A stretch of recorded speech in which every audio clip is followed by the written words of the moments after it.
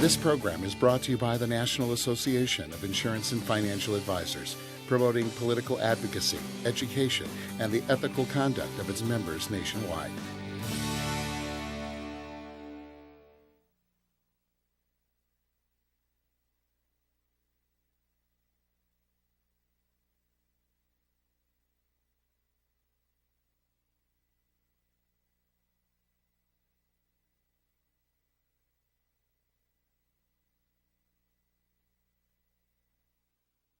Hi, I'm Jim Silbernagel, 20-year plus NAIFA member and top of the table member, and I'm here to present Program in a Box, but it's going to be a little bit out of the box as we teach you how to propel your business with out-of-the-box thinking in NAIFA ClientCast.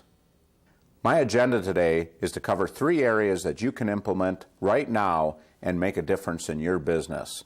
The first thing is marketing. How to be more cost-effective and how to use your time wisely in your marketing programs. How to differentiate yourself, cross-selling your clients, never missing a sale, getting those referrals, as well as positioning yourself top of mind with your clients. And the last thing we're going to cover is a sales idea that'll help put money in your pocket right now. And it's in the area of retirement planning. Your clients right now are losing sleep at night wondering how they're going to retire. I'm going to teach you some ideas that you can go into your practice right now and help your clients sleep better at night knowing that their retirement is secure and it's because you help them. That's also going to help you get a few referrals along the way too, I'm sure. So let's talk about the evolution of how consumers get their information from past to present and how we do our marketing and how we did our marketing and how we're going to do our marketing in the future. So if we look at the past, there's the newspaper, there's television, radio, and the old-fashioned mailbox where the postman actually would deliver information from your office to your client's doorstep. Boy, have we gone a long way. Now we see things like high-speed internet, emails, websites. I almost long for the days that I didn't have 100 emails that I had to sort through to make sure I didn't miss an important one. And now we're going to the future, which has gone to things like blogging, LinkedIn, Facebook, YouTube, Twitter, Bing, Google, podcasts, NAIFA ClientCast, just to name a few. It's amazing where things are going. I miss the days when my kids would actually call me, we'd have a conversation. Now it's the texting and everything else. So as we go forward, are you on the cutting edge or are you getting left behind? We need to adapt these tools or our business is going to suffer. Did you know right now 1.9 billion people in the world use the internet? It's amazing. And this is from a statistic from 2008, so I'm sure that number is much greater by now. 266 million Americans are online. We also have boomers making up the largest group of people on the internet here in the U.S., with over 30% of the U.S. internet users are now baby boomers. And 73% of the people between 44 and 62 are online. And here's some more staggering statistics. 90% of all investors are online, and research is the primary focus that they go online for. And right now, one of the requirements that they say is most important is ease of use. And 95% of individuals that make over 100 grand are going online for their information. So my question to you is, how many of you have an effective online presence? Now, what they're not doing, they're not necessarily making those purchase decisions online. They're going to get backup information. And if you're going to be the one top of mind for your clients, you need to position yourself as a resource. And if the tool of online is becoming more and more widespread use among the people we're trying to reach, shouldn't you make sure that you have an effective online presence and you can be an effective resource for your clients? And we're going to talk about how you can do that today. So now we have the internet and things are evolving to social media. We have things like smartphones, we have Google, YouTube, we have Facebook, Twitter, we have LinkedIn, We have NAIFA Client Cast. We got all these different resources that clients are going to get their information. And what are we doing to adopt those types of things to keep our presence there top of mind with clients? Now, one thing you got to be careful of when you're dealing with social media, we know compliance is an issue, but what we're seeing is more and more compliance officers are getting comfortable with the idea of how to regulate and oversee the use of these tools, because it is taking over this nation like a firestorm. Research shows that the more touches your client receives from you, their NAIFA professional, the more loyal they're going to become. So I have to ask you, how loyal are your clients? What can you do to get in touch with them more often and enhance your relationship with them? Not only to the point that they're doing all their business with you, but what if you could take them to the next level where they start referring you all their friends? So how do you build client relationships? There's many different ways that you can do this. You can do it by direct mail or emails, newsletters, seminars, website, client reviews. There's also personal phone calls, holiday greetings, client events, charity, community, birthday, anniversary acknowledgments. And if you use NAIFA Client Cast, as you can see, those that are green, those touches can be made by taking advantage of that new NAIFA member benefit. So how do you set yourself apart from the competition? I got to challenge you, you need to be deliberate in your marketing approach. You need to be comprehensive and be a resource to your clients. Become referable. So what kind of consistent touches are you using? I've got a few examples here. One is birthday cards. Now, a lot of people just send normal birthday cards. We like to use news from the past, and maybe you have access to a resource like that. What's neat about that is it goes back to on their birthday, talks about what were the popular movies, books, who was president, what were some of the prices back then. We have clients that actually frame those and keep them.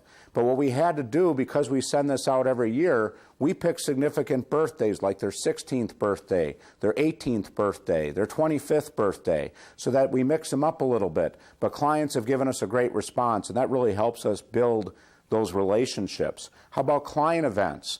I've heard a lot of top of the table members talk about how they do wine tasting and other things like that to strengthen the relationships. What about holiday greetings? We decided many years ago people get inundated with Christmas cards. Well, we send a Thanksgiving card, so ours is one of maybe just a handful, and it gets noticed. Thank you notes. I've heard one person share an idea with me with technology that they actually go and videotape a thank you for the business and a thank you for the referrals by Skyping their clients or emailing them a personal note. Think about how easy that would be to do and how much more meaningful that is than just saying thanks once or twice as they're walking out the door. How about anniversaries? Do you gather that information and then do you acknowledge your clients on their anniversaries? Very few people do that, and just by you doing that yourself will set you apart. Another thing we've implemented in our practice is I started trying to do it myself, and unfortunately I got to admit I've delegated this to my staff, but it still goes over very big. But on birthdays, I have each one of my clients called. If we don't get a hold of them, we leave a voicemail just saying we want to acknowledge them on their birthday and wish them a great day. These are easy things you can do to build client relationships. Another thing we do to be deliberate in our marketing approach is my business partner and I, we're in a town of about 2,800. Most of our clients are mom and pops. They're not multimillionaires, they're not captains of industry, they're just families trying to make a living. And we've been very successful because we're very deliberate in what we do with clients. And one of the tools that we find that works very well for us is having a written meeting agenda. And here's an example of a condensed version of what we do.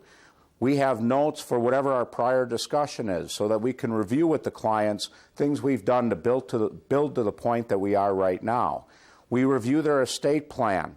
We have information on who they have as beneficiaries, who their trustees are, who their powers of attorney are, and discuss with them and review whether or not those are current, or maybe they need to meet with an attorney to update those things.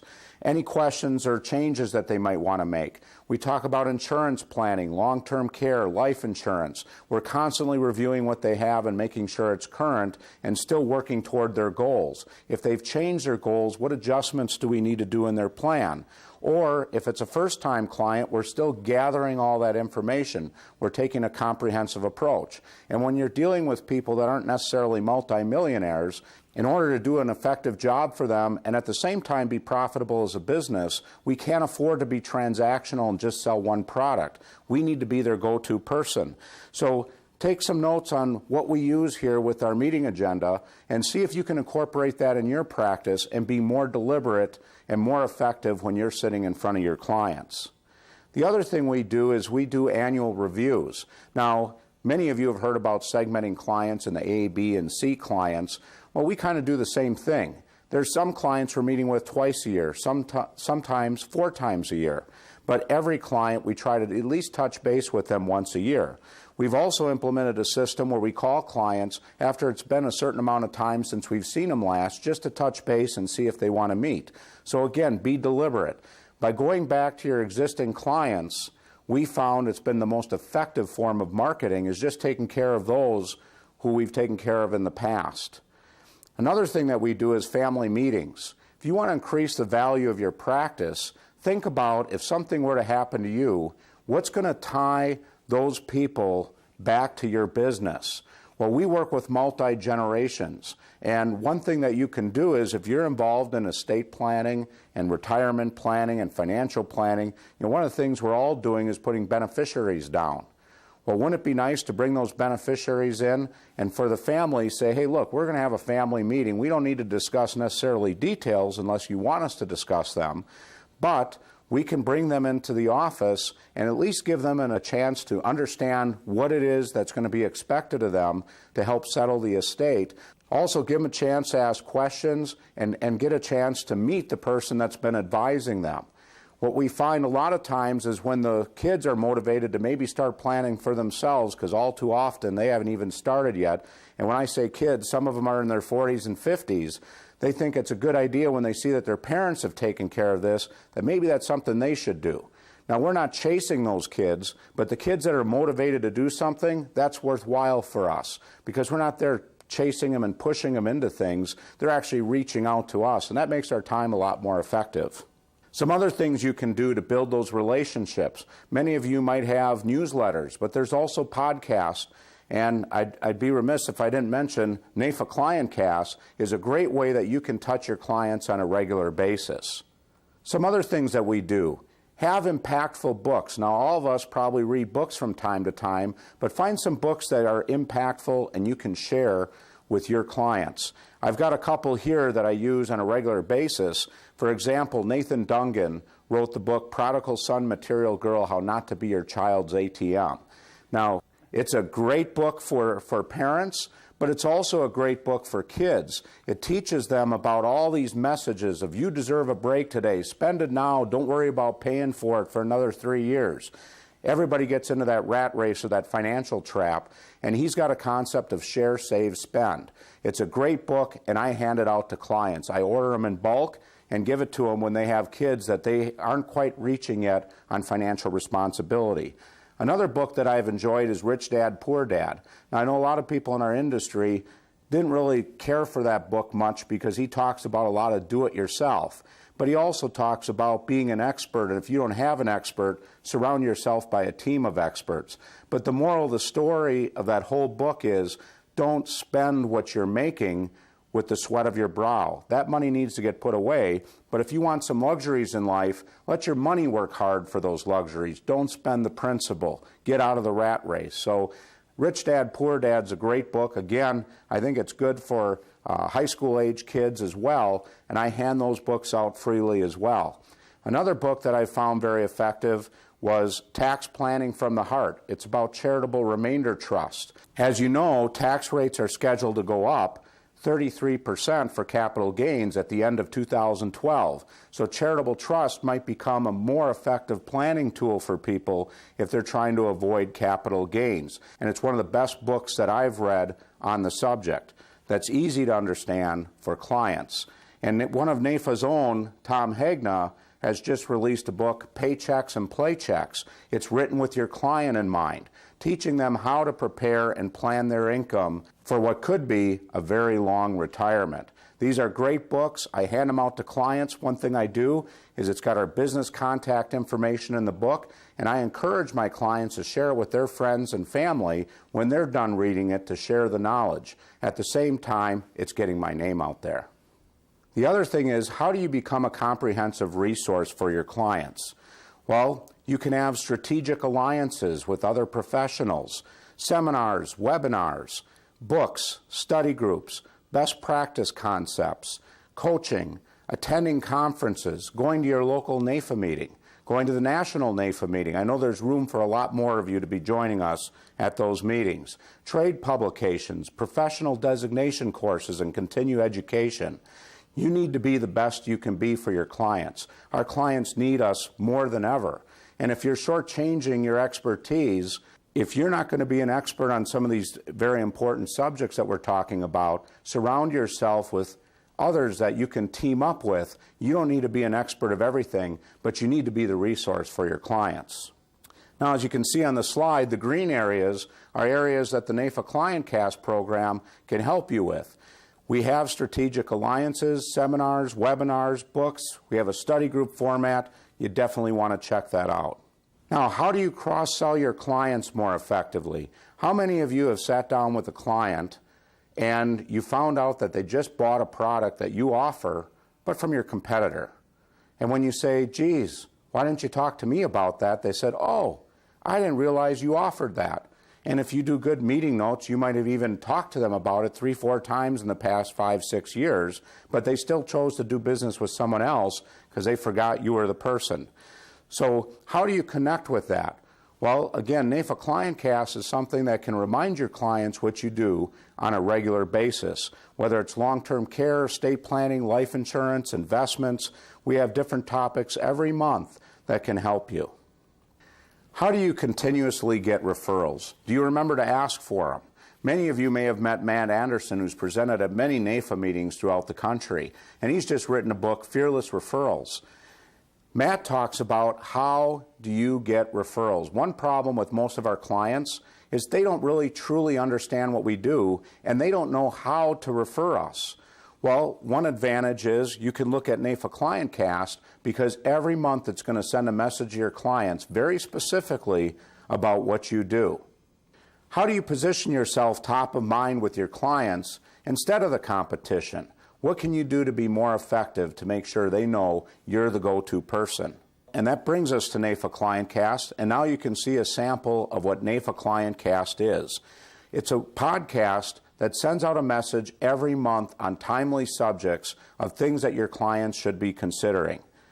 It also has resources for your clients, and if you look, we have many different things like LegalZoom if they want to have a power of attorney done for their kids that might be going away to college. Things like the Life Foundation. There's great videos there. If you haven't checked out the resources that the Life Foundation has for you, and their real life stories and their life insurance calculators, these are all great resources to help you with your clients. SavingForCollege.com talks about all the different things with student loans and how they go through that process and saving for college. We have reading books that we've read and different authors that have appeared on the podcast that can be great resources for your clients. We even have a savings bond calculator. Many of your clients may not even realize they have a stack of savings bonds that might not have been paying interest for years. You can help show them what interest rate they're getting on those bonds and if they're still being credited. Then we have a library of past podcasts that people can listen to, and if they click that button, they have many different subjects: life insurance, disability, planning and growth, long-term care. So you have an opportunity to go back to some of those past programs and remind your clients, if you're going to see them on a specific subject, maybe before the meeting you can say, hey, why don't you check this out? give you a chance to understand what we're going to be talking about, maybe formulate some questions. It also can be a great post-meeting when you have a client take advantage of some planning opportunities to maybe reinforce some of the concepts that you've shared with them. Then we also have forward this month's show to a friend. So if somebody they care about, they feel could benefit from the information that you're sending them, they can forward it on and help promote those referrals without you even having to ask for them. And this is how they do that. All they do is, while they're listening, they think of somebody that they think could benefit from it. They just type in their name, their email address, and drop a note, and it'll automatically send a link for them. The other thing we do is we forward promote next month's topic so they get a chance to see if that's something that they're going to want to listen to. The other thing that we have is Sales Ideas and Best Practices webinars. Every month we have some of the leading people in the industry, many top-of-the-table members, as well as business coaches and practice management type topics that can improve your practice. It's always going to be on the second Friday of the month. Check your emails for the next topic coming up. And here's some past webinars that we did on sales ideas and best business practices. Back in May of 2011, there was top-of-the-table best practice ideas with Van Miller. Many of you have seen Van Miller speak in the past, and he shared a concept with me that got me thinking outside the box a little bit and actually helped me make some sales with clients that before had said no way they would even consider those concepts. And I'll share some of that when we do the case study of what I learned from Van.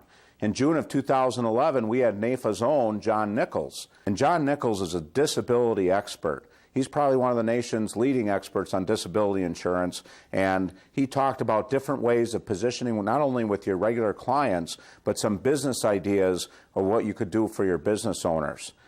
In July 2011, we had Wayne Breitbarth. He's the author of LinkedIn Strategies for Success and one of the nation's leading consultants when it comes to having a LinkedIn strategy.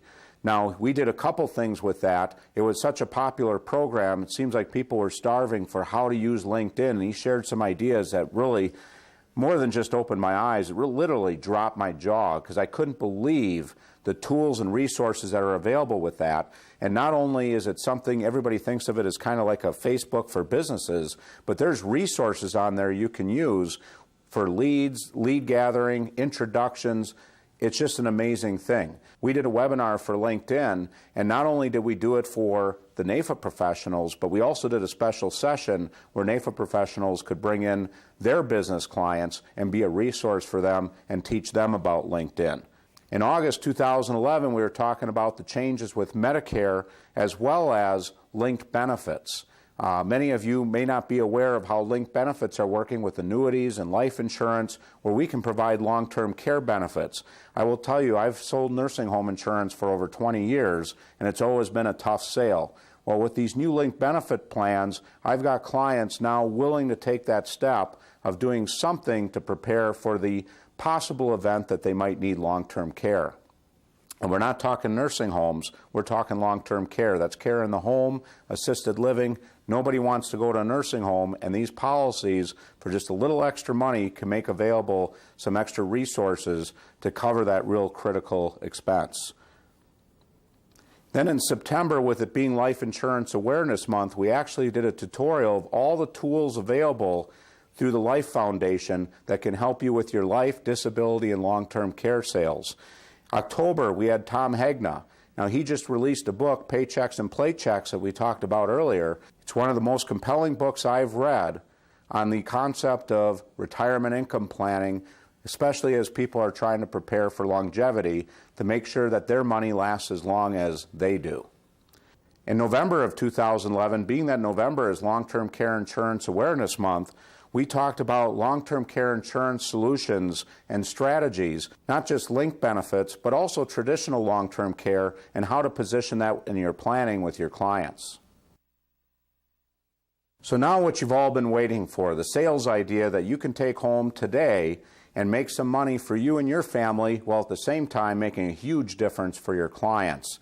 And I have to credit Van Miller for some of the concepts that I'm going to talk about today, as well as Tom Hegna with his talk about immediate annuities, because I hate to admit it, but I haven't sold an immediate annuity in years, but this year I've sold quite a few because Tom Hegna got me thinking back outside the box again instead of being so narrow focused and thinking that immediate annuities maybe were a thing of the past. But they're truly a great way and a great tool when you're doing income planning, and Tom Hegna shares the math and science behind why immediate annuities are an important part of income planning. And then we're going to talk about also building in Social Security maximization. One of our past podcasts, we had a Social Security expert talking about different ways you could plan to maximize someone's Social Security, and that was actually a podcast that went to the clients. So I took ideas from the 3 different presentations and kind of formed my own sales concept, which I've successfully implemented with several clients over the last several months. So what we're going to talk about is how to use insurance to preserve Social Security income. So the case study I want to talk about is a couple that's 60 years old. And what we have for this case study is a 60-year-old male who has a projected Social Security income of $1,800 a month at age 65. Then he has a wife who's also 60 years old with a projected Social Security income of $1,200 a month at age 65. So what happens when one spouse passes away? Do you know? Well, what happens is they lose the smaller Social Security check. So in this case, it's $1,200. So it doesn't matter which one dies first, they're going to lose $1,200 a month of income. And most families that I talk to don't realize this, because I ask every single couple when I sit down with them and we're doing retirement planning, and I ask them, what happens to the Social Security when one of you dies? They think it gets cut in half, they're not quite sure, but you want to ask them. And then you can explain to them that they're going to lose the smaller check. That has a serious impact on their future income. Now, most people, if you look at it, they're planning, the way they're planning their retirement, they're going to be almost 100% dependent on that Social Security check. Can we even today count on Social Security? Well, I'm a believer that most people that are getting toward retirement right now, Congress is going to find a way to take care of them. We got to worry about the younger people as far as whether or not Social Security is there.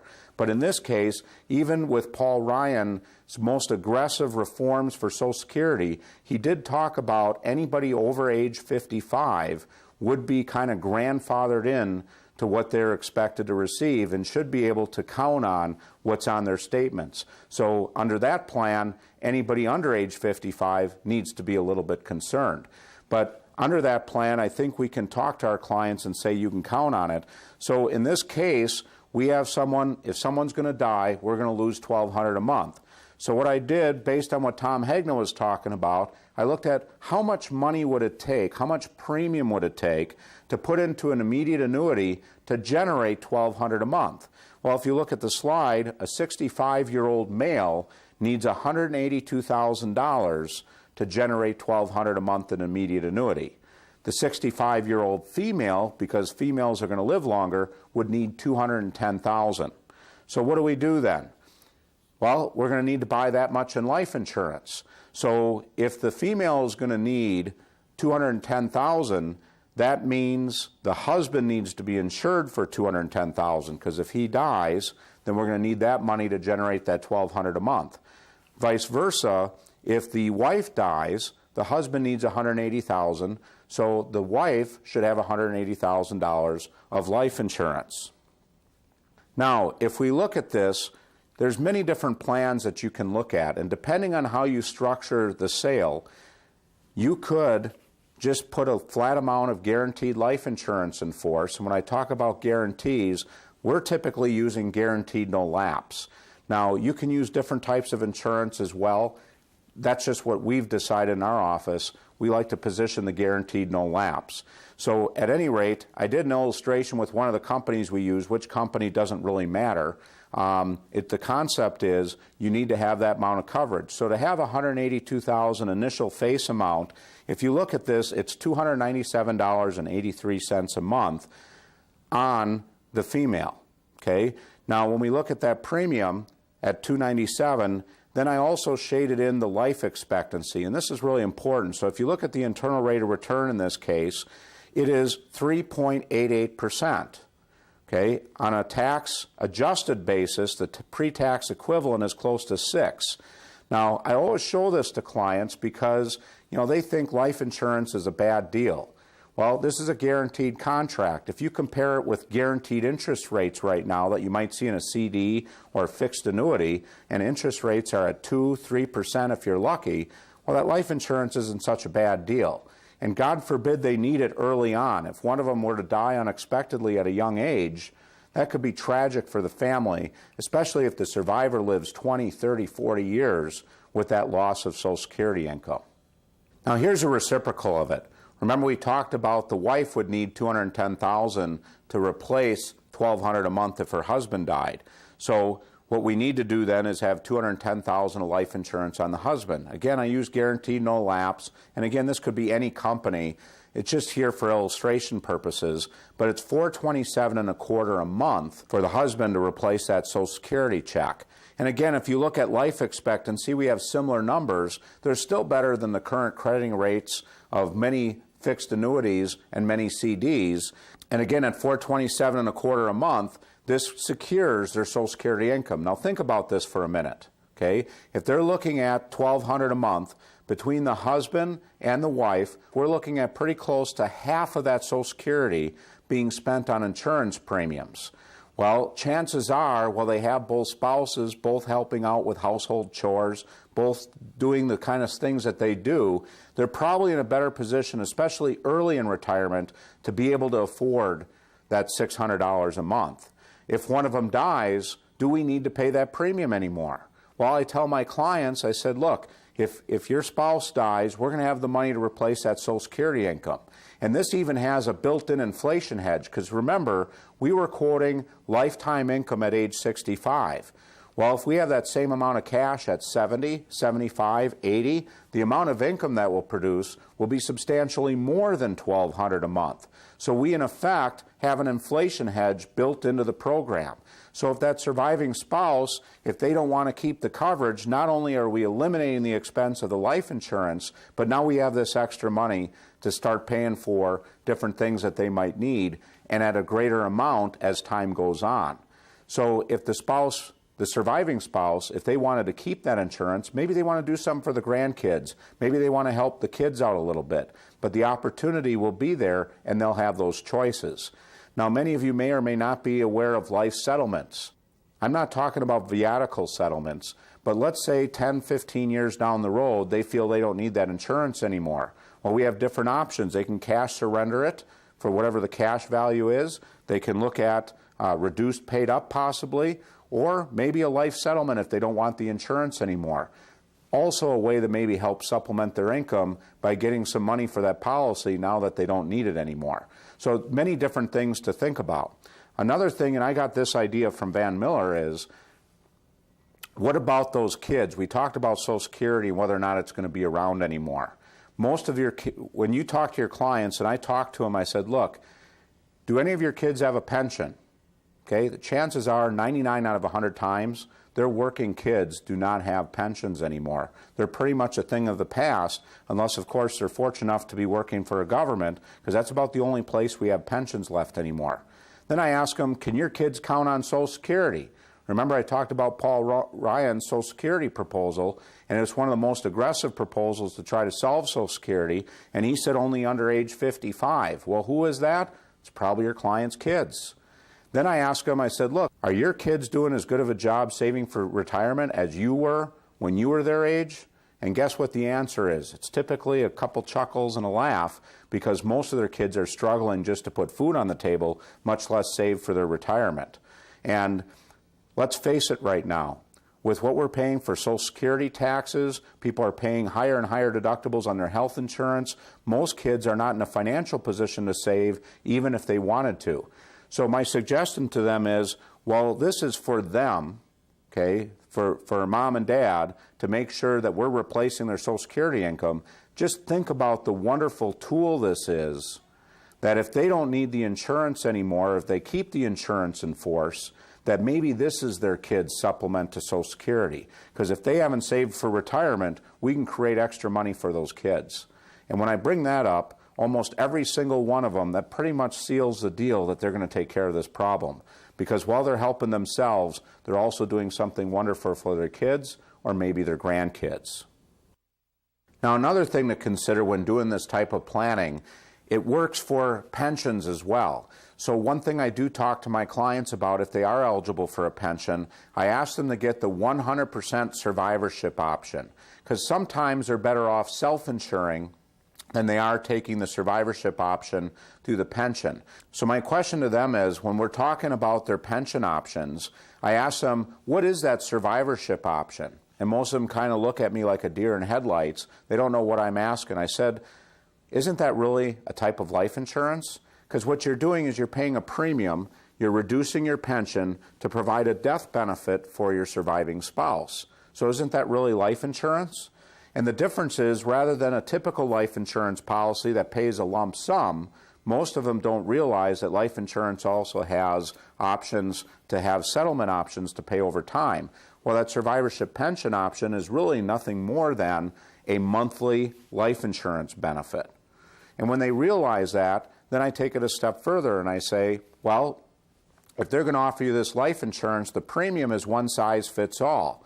So if we shop for this, maybe we can get it for a little bit less money. And what's the advantage? The advantage is, if you own your own life insurance, okay, you have the option of whether or not you want to keep that or not. With a survivorship pension option, most of those pension plans, if the spouse dies first, they're still paying that premium. They still have the reduced benefit. So you're paying for an insurance premium that you're not going to get a benefit from. Wouldn't it be better to have your own life insurance, and that way if the spouse dies first, we don't need to keep paying that premium, unless of course we wanted to do something for the kids. Another real important consideration when talking to your clients about those pensions is, find out how that pension works. Most pension plans that I've seen, if a client is vested, if they have not taken the election for that survivorship pension, it automatically defaults to the 50% survivorship option. And so that amount can be a lot less than they're planning on. Another reason to have insurance, maybe a term policy, that'll cover that risk in case that survivor is only going to get a much reduced number. And typically, those survivor options, a 50% survivor option, is typically around 40% of what the amount is that they're seeing on their statements. So they may not be planning for that or may not realize that until it's too late. So consider that as well with pensions, using life insurance to help secure their future. The other thing I think you should consider is, in the last couple of years, we've had linked benefits come into the marketplace. And if you ever take a real hard look at those premiums, what I'm finding is, if I'm doing something to help replace Social Security income, I'm typically looking at policies around $200,000, $250,000 of death benefit. Well, one thing we can do with linked benefits is we can have an accelerated death benefit for long-term care. And they range anywhere from 1% to 4% is what the accelerated benefit will be on a monthly basis on the death benefit. So let's talk about a $250,000 death benefit. If you had a $250,000 death benefit and a 4% linked benefit, that means that would cover up to $10,000 a month for a total of $250,000 worth of benefits to help provide for long-term care costs for your clients. And what I'm finding is that those premiums are typically in the hundreds of dollars instead of thousands of dollars they might pay with a typical long-term care policy. And I've found through the years in dealing with long-term care, probably the biggest objection I have from clients in taking steps to plan for that is, if I pay for those premiums, I don't think I'm going to go to a nursing home. Nobody wants to admit they're going to go to a nursing home. And if I don't go, I've spent all that money for nothing. Well, the advantage of the life insurance, we know it's going to pay a death benefit. We just don't know when. And the thing that works real nicely with these linked benefits, if you think about this, what's the greatest risk early in retirement? Well, the greatest risk is one of them dies and they lose a paycheck. Okay? And that paycheck is that Social Security income. So if we lost Social Security income, let's say the husband dies first, and he dies at 65 years old, that wife could live 30 or 40 years missing $1,200 a month.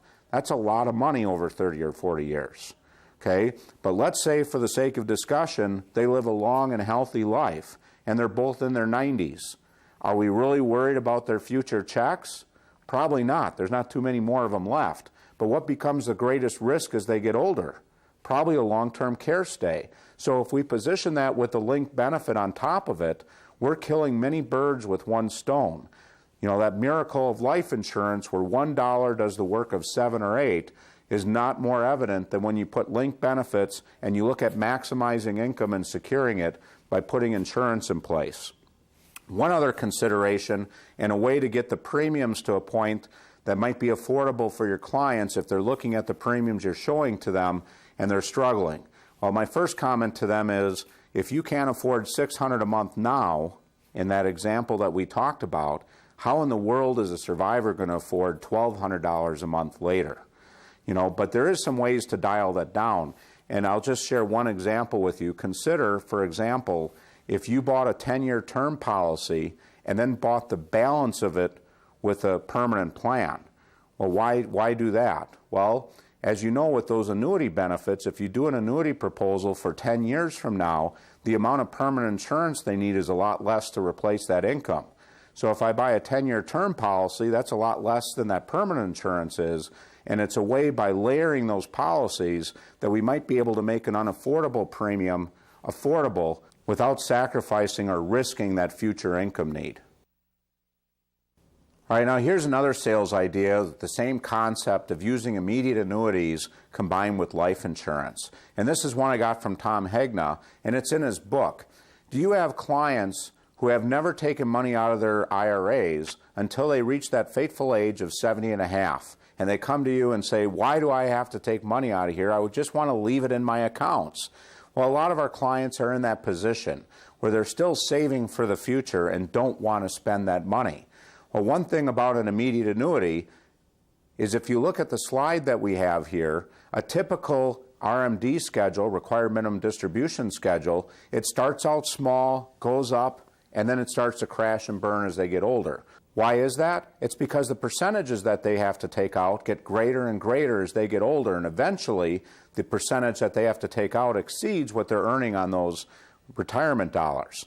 Well, take a look at the annuity payout. Typically, the annuity payout at worst is going to be 10 to 20% higher than what the payout will be from a required minimum distribution. And it's guaranteed to last as long as they do. Well, if they don't need that money, consider this. What happens if all they do is take out that minimal amount and then all of a sudden they pass away and they have several $100,000 left in their IRA? What tax rate do you think their kids are at? Do you ask your clients that? You might want to. Most of them, their kids are in a higher tax bracket than they are. So why are we saving all this money to be taxed at a higher rate later? What if we took a level amount out as long as they lived and then took that money and paid the lower tax rates of the parents, but then transferred that money that they don't need anyway and put it into a life insurance contract?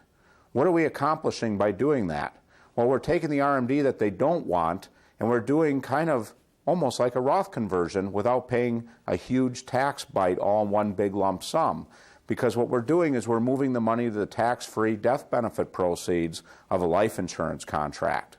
This can be a powerful leverage tool, and when I talk to clients, again, I go back to what Van Miller shared in our study group, where he talked about with his clients, what are your kids going to do for retirement? So if the parents are in such a good position that they don't need all their resources to fund their lifestyle goals and needs, why not leverage that and help the parents help their kids fund their retirement? This has been a popular idea with a lot of clients that I've shared it with, and I've written some pretty nice cases with this, with clients that had RMDs of $10,000 or $15,000 or $20,000 a year, taking that 10 or 15 grand a year, leveraging it up because we use an immediate annuity, and then buying life insurance with the proceeds. All right, as you build that case, one of the objections that most of the parents will have is, but what if I need the money later? I don't know. They're always fearful that some kind of event's going to happen where they're going to be caught short. So what can we do to help alleviate those concerns? Well, what is the exit strategy if they don't want to do this? Okay, well, typically when we're looking at their situation, they can more than afford to do this, and there's plenty of resources available for different things. So what we do is typically we won't take all the money from the immediate annuity to fund the life insurance. We're going to scale that back to net out some taxes and maybe give a little bit of room for error. So don't take every last nickel unless they have substantial resources outside the IRAs. Well, what's our exit strategy? Well, our exit strategy is they keep control of the economic benefit of their IRAs. That income is their income. So if they don't want to fund the life insurance anymore because circumstances changed, well, we still have that income. The cash flow is still greater than it would have been under the traditional RMD structure. So we've got a way to get out of that.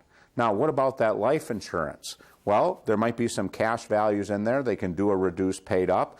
We talked about life settlements earlier. That also could be an exit strategy. But there are several ways to unwind that transaction because we keep the control of the economic benefit for them. That gives a lot of peace of mind for the clients. Again, I want to mention that these ideas came through the program that we've done for the NAIFA Client Cast. And I just want to share with you a little bit of the passion of why we're doing this. I've been very blessed in this business. It's been very good to me. And one thing I'm really concerned about, as we talked about, is the savings rates of Americans and whether or not they're prepared for retirement when they may be facing longer retirements than ever in history. And they're in a financial position that's probably worse than it's been in a while. So I wanted to help more and more people. And my business partner and I, we've been doing these podcasts for many years for our own practice, and it was easy to share this with NAIFA, which is an organization that's meant a lot to me and has been a key feature on why I'm successful in this business. We can all learn from each other. So as we did this, we had two parts to it. One is a podcast that you can get and forward to your clients every month. Now, what's good about it is your clients will get this email and they can decide whether the topic is good or not. But each month they're going to get a reminder that you're the person to go to.